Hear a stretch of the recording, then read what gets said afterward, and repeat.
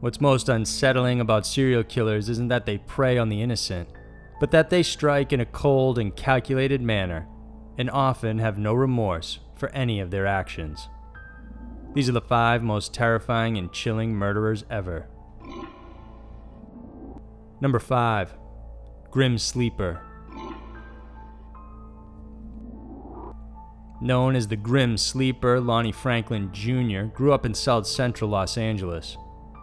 He was married once with 2 children and described by his neighbors as a quiet, friendly man. Nobody ever pegged him to be a serial killer because he didn't fit the profile. About 80% of all serial killers are white males between the ages of 20 and 30. Lonnie Franklin is a black man who committed his first known crime at 32 years old.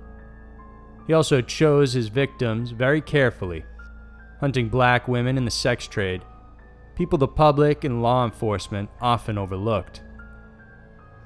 As the Grim Sleeper, he first struck on August 10, 1985, when he attacked 29-year-old Deborah Jackson. Her body was found in an alley with 3 bullet wounds to the head. After that, 6 more women were found in the same exact way. Most of these females were raped, beaten, and then shot with a .25 caliber rifle. At least one male named Thomas Steele was killed in August of 1986. Although that murder hasn't been officially linked to the Grim Sleeper, detectives believe he was also a victim. But not everyone he attacked was killed. On November 20th, 1988, 30-year-old Anitra Washington was walking to a friend's house when a man in an orange Ford Pinto stopped to offer her a ride. She initially refused, but after some persuading, she got in. The man told her to put her seatbelt on, and when she didn't, he shot her in the chest before beating her up and raping her. When he was done, he opened the car door, pushed her out, and left her on the side of the road to die. Despite her injuries, Washington managed to reach her friend's house and was able to get help and then recover from her wounds. Starting in 1988, the Grim Sleeper remained dormant for the next 14 years. Then in 2002, another victim was found with the same MO and linked to the initial slayings. An additional 2 other victims followed, with the last known murder happening on January 1st, 2007. Genesia Peters was found naked and stuffed inside a garbage bag that had been thrown into a back alley dumpster. She too was shot dead with a gun that matched the .25 caliber used in the crimes, and that same gun was later found in Lonnie Franklin's house. Despite the supposed sleep period, detectives now believe Franklin remained active between 1988 and 2002. There were other possible victims, but they were never brought to trial because it would have delayed the initial one, in which they had solid evidence to convict him. So in the end, Lonnie was found guilty in 2010 and sentenced to death. Currently, at the age of 64, he now joins 746 people awaiting execution on California's death row. Number 4. Southern Pacific Railroad Axeman. In the early 1900s, the axe was an item found in nearly every home, so it's no surprise that it became a weapon for a serial murder as well. The first reported axe killing was in January of 1911 in Rayne, Louisiana. The victims were a mother and her 3-year-old child. Both were hacked to death while they silently slept in their beds. By February, the killer struck again, this time 10 miles away in Crowley, where 3 people from the Byers family were killed. Less than 2 weeks later, 4 people from the Andres family were mutilated in Lafayette, every single one of them murdered in their sleep using an axe. Soon the same type of crime and possibly killer started showing up in Texas. On March 22, 1911, the Cassaway family was asleep inside their home when they were all slaughtered. They were an interracial couple, and Lewis and his 6-year-old daughter were asleep in the daybed when both their heads were crushed with the blunt end of the axe. Oddly, Lewis's face was covered with a cloth. His wife and 2 other children were found dead in their bedrooms. The wife, who was not named, was badly disfigured and suffered multiple blows to the head and face, and nothing in the home was disturbed or taken. Then another killing happened in Louisiana, and this time it was another mixed-race couple. 6 members of the Norbert Randall family were bludgeoned in their home in November of 1911. A person of interest was arrested, but no concrete evidence was secured and the killings continued to happen. Another mixed-race family was killed in January of 1912, with the killer leaving a note that read, "When he maketh the inquisition for blood, he forgetteth not the crime of the humble." Human 5. Another interracial family was killed in February, then again in March. This time, police were able to piece together the fact that this killer was targeting areas that had stops along the Southern Pacific Railroad line.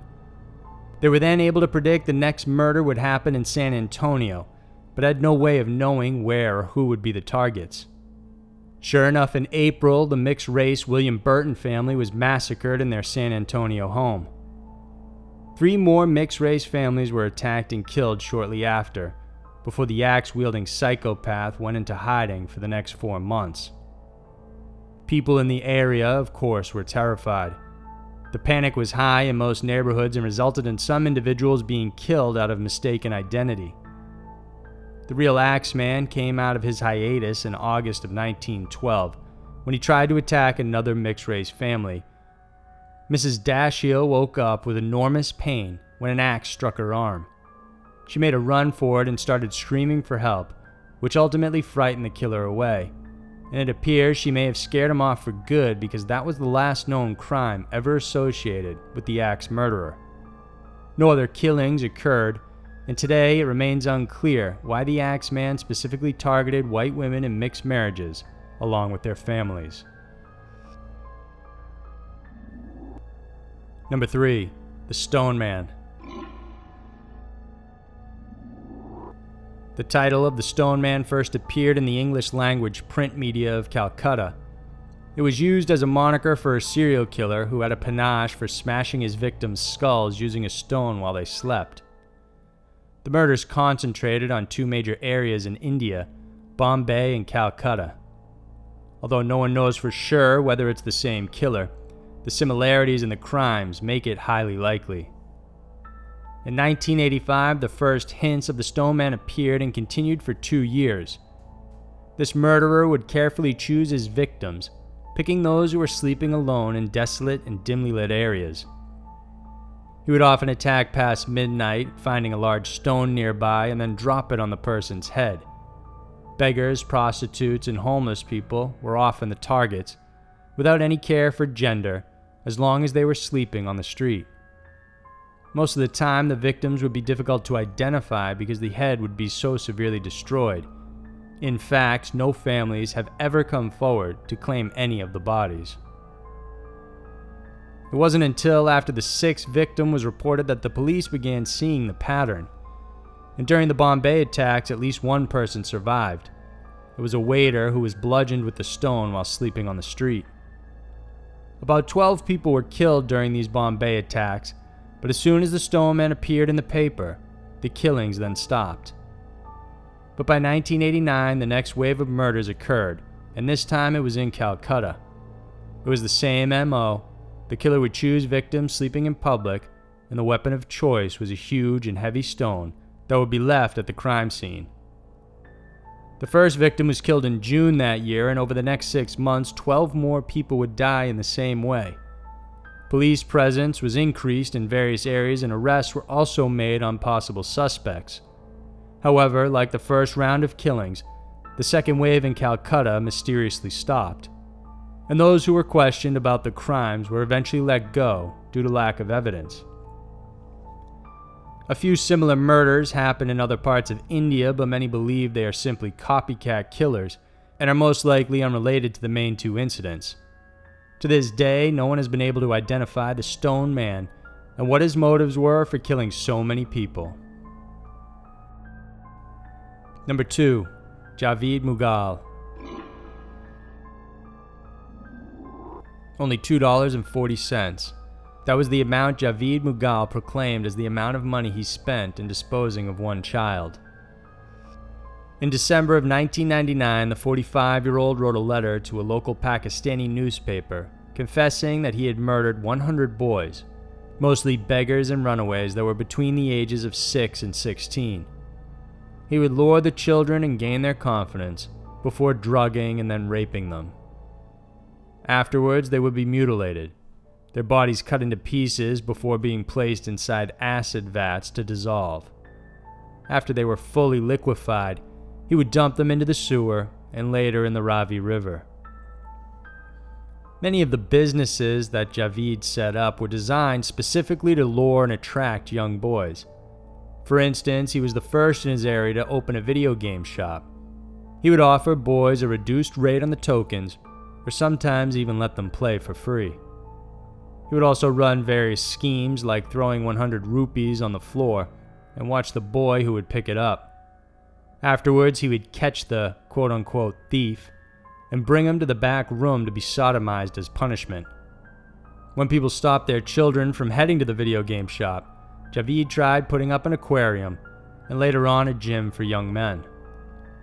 He also kept detailed records of his kills, even keeping the boys' clothes and photographs as trophies.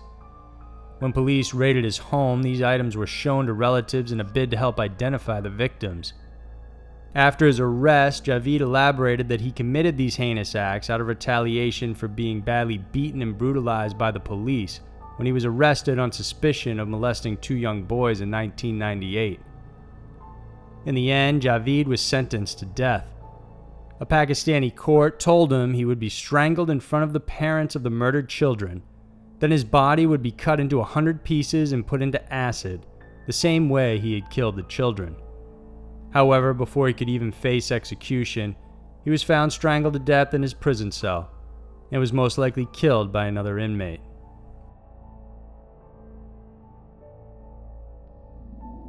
Number 1. Ted Bundy. One of the most notorious serial killers of the 20th century, it's no surprise Ted Bundy is top of this list. His good looks and charm made it easy for him to win over his victims' trust, resulting in over 30 murdered women, but many believe the numbers could be higher. Theodore Bundy was born in Burlington, Vermont on November 24, 1946, to a young, unwed mother named Louise.